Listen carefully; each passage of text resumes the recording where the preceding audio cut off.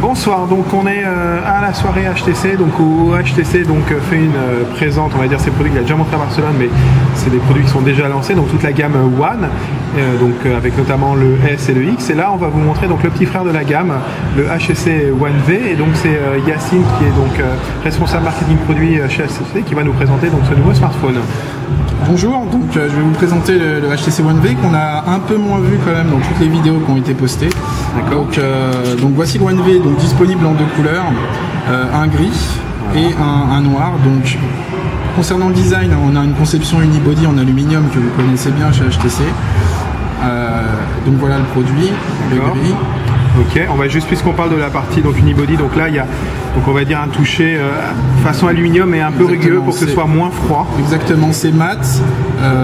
Les deux finitions sont mat. On a vraiment une sensation très agréable en fait au toucher. Ouais, et une sensation qui est assez chaude, qui n'est pas aussi froide que lorsqu'on a du métal dans la main. Voilà. Donc unibody, mais nous avons quand même une petite trappe sur ce produit pour la micro SD, et pour la SIM, une SIM normale. Donc pas une micro SIM, voilà, donc une SIM normale. Donc c'est bien, on pourra étendre la mémoire. Ok, par contre la batterie n'est pas amovible, il faut le savoir. D'accord. Voilà pour on va montrer la partie collectique. Appareil photo 5 mégapixels, je reviendrai là-dessus parce que c'est une proposition, comme vous le savez, très importante et clé de la gamme One. La LED de notification ici, qui est le petit trait ici en fait, c'est la LED. Ah oui d'accord, ok. Voilà, c'est quoi les coloris de la LED? Je sais pas. D'accord, ok. Bon, de toute façon on vous le dira. C'est habituel, c'est quand ça charge c'est orange, quand ça charge c'est vert, et en termes de notification ça clignote vert ou rouge. D'accord, très bien. Ok, donc un petit mot sur les specs quand même. Donc écran 3,7 pouces WVGA. En Super LCD. Donc WVGA 8, juste pour dire 800 par 480 la même que sur le X, pardon. Donc on a un super angle de vision. Les défauts des anciens LCD sont vraiment plus présents sur ce type de produit. On a une super expérience visuelle. Donc écran 3,7 pouces WVGA. Donc un appareil photo en façade. Donc l'appareil photo 5 mégapixels, ouverture de 0, angle 28 mm, je reviendrai là-dessus. Vous voyez ici le petit marquage Beats Audio parce qu'on a l'expérience Beats Audio partout sur le produit, donc c'est activé au niveau système, donc quelle que soit l'expérience, on bénéficie du son Beats Audio adapté à chaque casque Beats. D'accord. Ok, heureusement que j'en ai deux. Bon non, il marche toujours, il est solide. Alors on y va, on continue. Ok. Ensuite, donc ici, les boutons volume, on a dit, d'accord. Ok, donc on parlait des specs. Voilà, processeur 1 GHz, Qualcomm, un monocore. Et en mémoire interne, on a 4 Go interne, mais un peu plus d'1 Go disponible pour l'utilisateur pour installer les applications. Et évidemment, on a le slot micro SD extension. Par contre, on n'aura pas besoin de mettre de carte mémoire pour prendre des photos. Il utilisera directement les HDA. Donc on a vraiment une bonne expérience dès le premier démarrage. On n'est pas bloqué par la micro SD qui n'est pas présente et vous pourrez toujours mettre jusqu'à 32 Go votre micro SD. Donc il n'y a pas de souci là-dessus. Et puis sans oublier les 25 Go offert Dropbox avec l'intégration d'un HTC Sense de cette expérience Dropbox. D'accord. Donc a priori c'est assez classique, c'est Bluetooth, Wi-Fi, GPS. Exactement. Par contre pour le NFC, je crois que c'est pas le cas. Non, il n'est pas NFC celui-là. Dans la gamme One, uniquement le X a le NFC. D'accord, uniquement le haut de gamme. D'accord. Donc un petit tour aussi. Donc la première approche c'est Sense 4. On a vraiment, on retrouve l'expérience. Juste, c'est vrai que c'est pour toi c'est normal, mais on va juste le rappeler aux utilisateurs. Donc bien sûr smartphone Android, mais surtout la version d'Android. Ice Cream Sandwich, donc 4.0. Donc ça aussi c'est vrai que c'est important parce que tous les produits aujourd'hui ne sont pas upgradés, n'ont pas été mis à jour. Et puis surtout il y a des nouveaux produits qui sortent qui sont pas en Android. Certains constructeurs sortent des nouveaux produits aujourd'hui qui ne sont pas sur la dernière version Android. Et il faut savoir que cette version apporte quand même beaucoup d'améliorations en termes de performance, de fluidité et aussi en termes de service au niveau Google. Donc on remarque aussi donc les nouvelles touches. Je ne sais pas si on voit bien les nouvelles touches tout à fait, on les voit, qui sont déportées sur le produit. D'accord. Par exemple sur un produit Google, 100% Google, les touches sont sur l'écran, donc là on les déporte ici, ce qui permet d'avoir plus de place sur son écran d'accueil. Pour l'affichage, tout à fait. Exactement. Donc voilà, donc Sense, un petit mot sur HTC Sense. HTC Sense, c'est tout l'écosystème, toute la proposition HTC, toute l'expérience HTC qui est là vraiment pour offrir une expérience plus efficace, plus simple, plus fluide, plus intuitive. D'accord. Donc on a vraiment simplifié en fait tout le look d'HTC Sense. Comme vous voyez, les widgets ont été très allégés, on voit à travers le widget derrière. On a enlevé pas mal d'effets 3D qui peut-être pour certains étaient superflus. Donc on a simplifié tout en gardant évidemment la plus-value d'Ice Cream, la nouvelle manière de mettre les widgets. On a redessiné aussi le multitâche Ice Cream qui reste ici. Hop, on va tuer des applications comme ça. Donc on a vraiment la plus-value Android 4 Ice Cream. Et on y ajoute aussi toute la plus-value d'HTC Sense sur le produit. Donc voilà pour HTC Sense. L'autre proposition vraiment très, très importante, les deux autres axes importants, c'est la photo, l'expérience photo et l'expérience musique. Donc pour l'expérience photo, là je peux pas vous montrer vraiment toutes les photos. Prendre une photo ici, on n'est pas en condition. Par contre, je peux vous montrer des photos qui ont été prises justement avec les produits HTC One. Donc là, ça c'est une photo panoramique. On a vraiment, ça c'est une photo prise avec du HDR, je sais pas comment ça rend sur la vidéo, mais on a vraiment une expérience photo qui est assez exceptionnelle. Il faut savoir qu'une ouverture 2.0 en fait ça fait rentrer jusqu'à environ 40% plus de lumière qu'un capteur qui est en 2.4, ce qui est pour référence, de toute façon c'est pas confidentiel, un iPhone 4S en 2.4 par exemple, Xperia S en 2.4, donc on a un capteur qui est beaucoup plus sensible et qui fait rentrer plus de lumière, donc on a vraiment une expérience assez intéressante en photo. Je peux vous montrer par contre la rapidité, on lance le capteur très rapidement, en moins d'une seconde on peut prendre une photo, et je vais mettre le son pour que vous voyez un peu, mais vous entendiez, mais lorsqu'on veut faire une photo en rafale, donc déjà on a la photo et la vidéo dans la même application, donc on peut y accéder très facilement, et surtout lorsqu'on veut faire une photo en rafale, il suffit de rester appuyé, et là on peut faire jusqu'à 99 photos au rythme de 4 par seconde, ce qui permet de prendre une scène de 25 secondes en rafale, et ensuite choisir le meilleur cliché. Bon là c'est pas très explicite, choisir le meilleur cliché. Donc par exemple lorsqu'on prend un groupe en photo, personne regarde au bon moment en général, donc là on va pouvoir prendre une photo en rafale et tranquillement choisir la meilleure photo plus tard.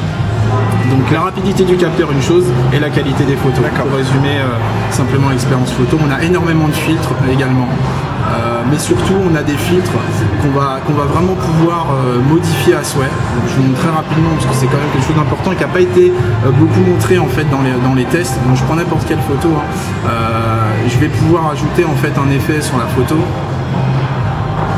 D'accord. Donc, mais ce qui est surtout intéressant, c'est que je vais pouvoir en fait modifier cet effet et ajouter n'importe quel paramètre et le modifier. D'accord. Donc là, désolé pour la photo, c'est pas très explicite, mais ça vous montre un peu toutes les possibilités en fait infinies de filtres, et surtout on peut les sauvegarder et faire des filtres personnalisés. On peut prendre ça en photo si on veut, ça formera peut-être un peu, non? Ouais. On va essayer de faire une petite photo, ça qu'on n'a pas forcément les meilleures conditions. Alors, regardez. Ça là je vous montre voilà, ce qui est pris en photo. La photo qui est prise. Voilà. D'accord. Très sensible, là on est en luminosité artificielle, c'est de la lumière. Non, on est vraiment, c'est vraiment sensible. D'accord. Voilà, l'autre particularité. Juste dire aussi qu'on peut prendre des photos dans la vidéo, parce que ça c'est une petite nouveauté sympa. Ouais, j'allais venir à ça. L'autre particularité évidemment c'est la vidéo.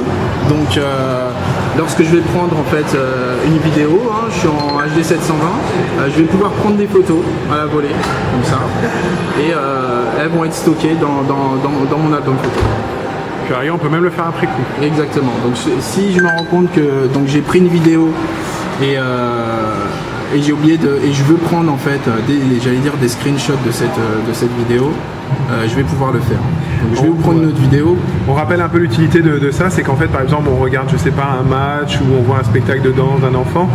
Bon, on filme, mais on a aussi envie d'avoir quelques photos des instants. Et soit on prend la photo pendant qu'on fait la vidéo, soit on le fait tranquillement après. Exactement. Donc là, je vais pouvoir prendre d'autres photos pendant la lecture de la vidéo. D'accord. Donc les photos vont toutes se retrouver là. Bon. Ok.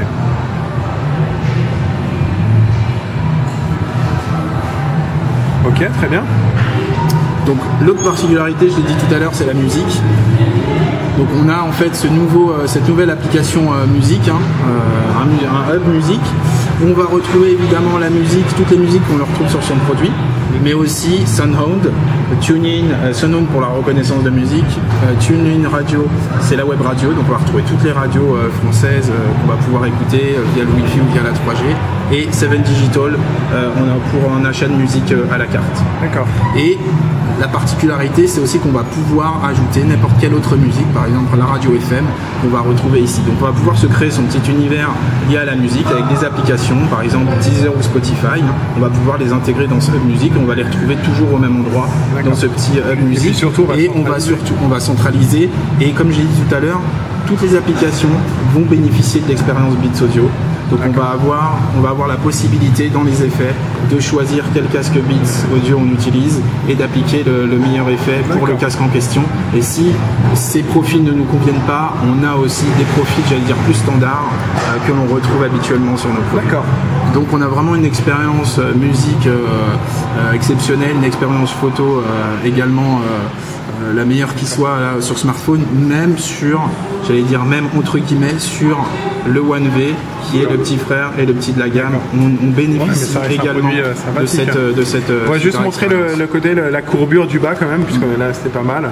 Voilà, pour certains ça rappellera un peu le design du Legend ou du Hero qui avait justement cette courbure. Et du premier produit Android qui est sorti au monde, hein, le G1, le HTC G1 ou le Dream en France. Ok, on a parlé donc de la partie musique et photo. Moi j'aimerais bien dire aussi un petit mot sur HTC, c'est InCar, c'est Car Navigation, comment ça s'appelle? C'est InCar, c'est ça? C'est mode voiture en français. Ah, c'est mode voiture, d'accord, ça a été traduit. Anglais. Ouais, désolé, moi quand je l'ai vu à Barcelone, c'était en anglais. C'était en avance. Oui, donc ce mode voiture, en fait, c'est une des nouveautés dans Sense. Il va permettre en fait d'améliorer l'expérience en voiture. Donc là, malheureusement, j'ai pas énormément de contenu, mais vous voyez qu'en fait très facilement, j'accède à toutes les fonctionnalités qu'on utilise en voiture. Donc je vais pouvoir utiliser mes web radios, je vais pouvoir accéder à ma musique parce que lorsque je vais brancher le produit dans son support GPS HTC One V, il va activer le Bluetooth, il va se pairer à mon système audio de la voiture, donc je vais pouvoir accéder à ma voiture très facilement, à ma musique. Et l'idée c'est vraiment d'avoir une interface très simple, avec de grosses icônes, avec des grosses icônes et donc l'accès au téléphone, à la navigation, Google Nav ou HTC Location. On va pouvoir le paramétrer à sa musique, au web radio et donc au contact. Et ici, on a les paramètres, on va pouvoir accéder aux paramètres, la météo, etc. Et ici, on va retrouver les notifications. Là, j'en ai pas, mais lorsqu'on va avoir un appel ou un SMS, lorsque je vais cliquer dessus, on va m'afficher le SMS, on va me proposer d'appeler la personne, évidemment, de ne pas taper de SMS ou autre. En voiture, il ne faut pas taper de SMS en voiture. D'accord. Oui, tout à fait. Voilà. Okay. Et ici, je suis dans le mode voiture. Lorsque j'appuie sur Home, je reviens sur cette Home. Donc, je vais pouvoir téléphoner, faire autre chose, mais lorsque j'appuie sur Home, je reviens sur cet écran. Pour sortir d'ici, je vais devoir faire back et OK. Ouais, il demande vraiment au cas où on fait une fausse manip pour ne pas sortir de façon impromptue. D'accord. Yacine, je pense qu'on a fait le tour de ce HTC One V. Alors, quand est-ce qu'il sera disponible? Alors, il est disponible dès maintenant. Hein. Dès maintenant, avec toute la gamme, la DM1 est disponible à peu près en même temps, à quelques jours près, suivant les enseignes. Ok, donc ça, sur les informations que j'ai, moi, c'est un produit qui sera surtout disponible, ce qu'on va dire en retail, c'est-à-dire en nu, en magasin, choses comme ça. Il ne sera pas a priori tout de suite chez les opérateurs, même peut-être pas chez les opérateurs. Donc, vraiment, ce sera donc en magasin ou sur le net, en retail. Et puis, au niveau du prix, c'est un prix assez intéressant puisqu'on est sur un prix public de 299 € hors abonnement. Prix public conseillé bien sûr. Très bien. Merci beaucoup Yacine pour cette présentation de ce HTC One V. Si vous voulez en savoir plus, je vous invite à nous retrouver sur GPS & Co, www.gpsandco.com. Il y aura un lien direct vers le site depuis le descriptif YouTube. Et puis n'hésitez pas à vous abonner à notre chaîne GPS & Co. On a plein de nouvelles vidéos qui arrivent régulièrement. À bientôt.